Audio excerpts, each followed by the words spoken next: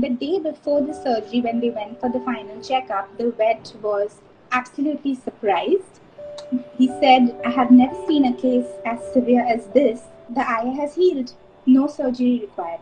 And the humans were ecstatic. They said, our dog has been saying that right from the word go. And Yeah. we are just really, really happy that the surgery is not required. So that's the kind of insight they have to their own health issues. Hi everyone. Today we have something different, something very exciting. Mr. Hector is here with me today to discuss with you what the pets are thinking and feeling. And we have someone very special coming on. Her name is Karishma. Karishma is a telepathic animal communicator from Mumbai in India, and she has two-way conversations with animals. She helps their humans understand them better. And in her 3 years of being a medium, she's spoken to various animals. She talks to dogs, cats, horses, cows, and many more. And she's trained under several respected communicators globally. She has a social media page called Dogs of Bombay, and she's really, really passionate about the pets. And in her page, she posts inspiring stories. She talks about adoption appeals, animal welfare news, and a lot more. So tell me, what is pet wellness to you? In a nutshell, we find as animal communicators, when we get cases, we find that people often bring a dog home on a whim. And Mm-hmm. so, pet wellness includes not just providing for the dog in terms of materialistic or physical things, you also have to take care of their emotional well being. They have a huge emotional quotient. The emotional quotient is very high, and that is something we always underestimate as human beings, because we feel that only humans can feel and make sense of things. Animals, they feel a very complex range of emotions as well as human beings do. For example, they have a high sense of self-respect as well, like just like human beings do. I'll give you an example.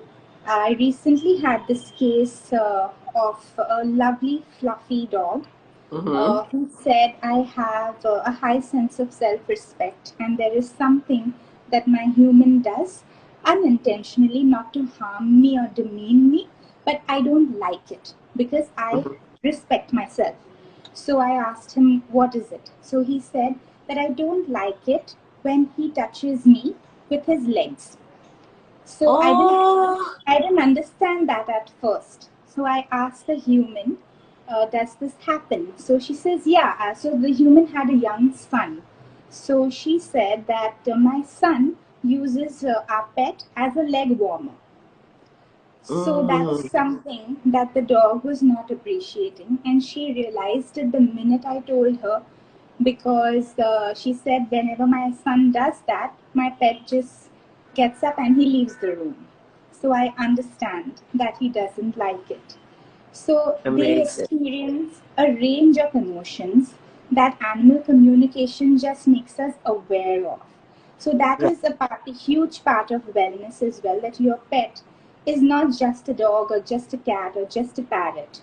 It's an emotional being, and we need to be more aware of that. And animal communication helps you to be more aware of that. That's lovely. Thank you. Thank you. And tell me, how did your journey start with telepathic animal communication? It's my dog Benny who inspired me, because I was in back in 2009. I flew to Australia to complete my masters, Mm-hmm. and my sister and her husband, they decided to bring Benny home, and that was our first family dog. We'd never had a dog before, and it was amazing the kind of bond we shared, and the journey. He made it so easy for me in a foreign country to adapt, and he was an eye opener for me, that a dog can make me so happy, make me so aware of myself, and like my whole life centered around him at that point. And unfortunately, I had to move back to India, and I missed him terribly. I still do. I still miss him terribly. And my page, Dogs of Bombay, it posts about adoption appeals, missing dogs as well. So this one fateful evening, I posted a missing dog appeal, and my friend told me to get in touch with an animal communicator for on behalf of the humans. So I said, Mm-hmm. what is animal communicator? I've never heard something like that. So she said, oh, they're people, they speak to animals and they probably might help the family locate the dog. I said, okay, do they even do it for non-missing pets, like just a general conversation? She said, yeah, Mm-hmm. I'm sure they do that. And so the first thing I said, I got to speak to Benny. Like, I really want to Right. speak to him. And so I got in touch with Manjari Latte. She is one of the best in India. And she Mm-hmm. eventually went on to becoming my teacher. And Right. the kind of revelations that we had in that conversation, I still remember so clearly. And actually, I wasn't that surprised because I always kind of knew that Benny is capable of those kind of details and those kind of emotions. And then I told her, you have to teach me because I need Mm-hmm. to talk to Benny myself as well, right? Right. And so she told me to join her workshop, and there's just no looking back. So I joined her workshop. I joined several others after that. And Manjari is amazing. Like, we are good friends as well now. And Benny has opened up so many new avenues for me in my life, not just career wise, but even emotional journey and spiritual journey. Just that one little fluffy dog that I have, he's No, amazing. yeah, I totally agree with you. I think dogs change, or pets rather, change people's lives, and they come into Right. our life for a reason. How does animal telepathic communication work? Because, a lot of people are, completely foxed by it. So, telepathy, the word, is of Greek origin. So we Mm-hmm. break it up. Tele means distance, and pathos means feelings. So, it's a transfer of feelings from a distance. So, telepathy is something that we are all born with, and we all practice on a daily basis as well, not only with our animals, but with each other as humans as well. So, for example, your daughter is coming home and you start thinking about her. She's coming anytime, and you wonder Mm-hmm. where is she right now, and suddenly the doorbell rings. Mm-hmm. That we believe is not a coincidence. That's his telepathy. You kind of connected with her already, just you were not aware of it. Or, for Right. example, if you are in another city, you feel some relative in another city is not feeling well, and that's actually true, and that is telepathy as well. So, with telepathic animal communication, we just become more aware of how we are exchanging that information. So, we become more aware of our senses, and some communicators may see things, they see visuals during the communication. For me personally, I hear things. I can feel textures, especially in terms of food, like crunchy, soft, gravy like, and things like that. Some communicators can smell, some can even feel. They are empaths, empathy. Right. So, Okay. through a wide, just become more aware of our senses basically, and use all the senses to transfer information to and from Love. the animal. Okay. Wonderful. Will you explain the process to us? What is the process that you go through to talk to a dog or to a pet? So, it's very simple. There is nothing complicated about it, as I'm going to keep mentioning. Anybody can do this. Okay. Right. So, in my case personally, I just ask for very basic information from the human. That includes a picture of the pet, the name of the pet, who lives in the family, and questions that you wish to ask. Mm-hmm. And then I just start a conversation like, "Hi Hector, can we speak right now?"